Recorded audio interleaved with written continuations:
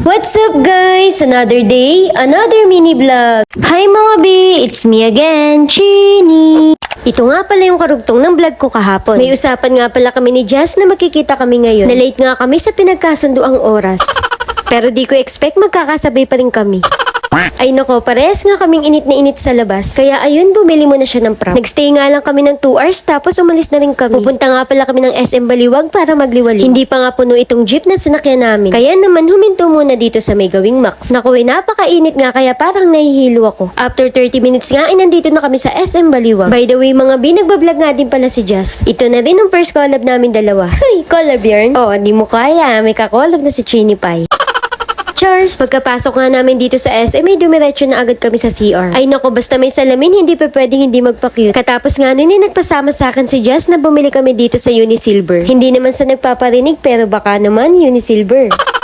Cheers! Maya-maya nga lang ay nakakita ako ng magandang necklace. Kaso hindi pala niya bit yung mga ganun. Pero sa banda dito ay nakakita siya ng magandang style. Akala niyo nung una ay wala ng stock. Buti na lang meron pa. Sabi ko sa kanya ay ang ganda ng napili niya. Bagay sa kanya yung Ferrari na pendant. Ang daming ang singsing na nakikita ko dito. Parang gusto ko magpakasal. Hay! Oh no! Charles, sabi ko nga ako na ang magsusuot sa kanya. Naku, mas bagay yan kung nakadisplay sa leeg. Uy, panleeg naman talaga yan, B. Naku, ay bagay na bagay nga talaga sa kanya. Unli cleaning pa to o san ka pa. Kalaunan nga ay binayaran na rin niya. Katapos nga nun ay pumunta naman kami dito sa department store. Naubos nga yung cash niya kaya sinamahan ko muna siya mag-withdraw. B, ang ganda ng relo oh, 399 pesos. Pumanik nga kami dito sa taas para tumingin-tingin. Wala nga akong planong bumili, makikitingin na lang. Ay, wala ka talagang pera, B. Alis na lang kami. Bumaba na nga lang kami, wala kami magawa sa taas. Time check, 7:30 PM. Dito na nga kami dumiretso sa food court. Nung mga oras nga na ito ay gutom na rin kasi ako, kaya inaya ko na siya dito. Walang iba kundi sa Mr. Kimbab. Bibimbab nga ang napili namin dalawa. Hala B, ang sarap nito. Ay, for the go talaga. Umorder na nga din pala ako ng tubig, baka mabulunan kami. Ay, ang ganda mo sa part na yan. Binigay ko na nga yung tubig at kakain na kami. Hinalo ko na nga itong bibimbap pero hindi ko sinasama yung gochujang or red chili paste. Pero itong si Jazz, naku ang lupit. Lahat nilalagay niya talaga. Mas madami daw ay mas masarap. Ay, sana all masarap. Ayan at minekos-mekos na nga din niya. Nani?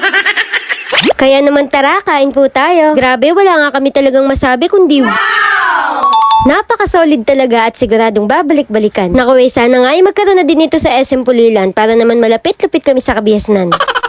Hoy, for the go. Ngayon naman nga ay lalagyan ko ng gochujang para mas malinamnam. Mas malinamnam ka, B, huwag ka papatalo. Ay, Cheris! Fast forward nga at tapos na kami kumain. Nagpahinga lang saglit tapos tumingin kami ng salamin dito sa Audio Eyewear. 1,888 nga ang presyo. Nakoy, wala akong pambili. Kaya naman tamang sukat na lang. Lakas talaga ng loob mo, B. Hoy, sino ka, Jorn? Anyways, napadaan nga din pala kami dito sa may bench. Oh, alam niyo na sasamahan ko lang si Jazz, di ako bibili. Ako na lang mag-a-assist sa kanya, total dati naman akong sales clerk.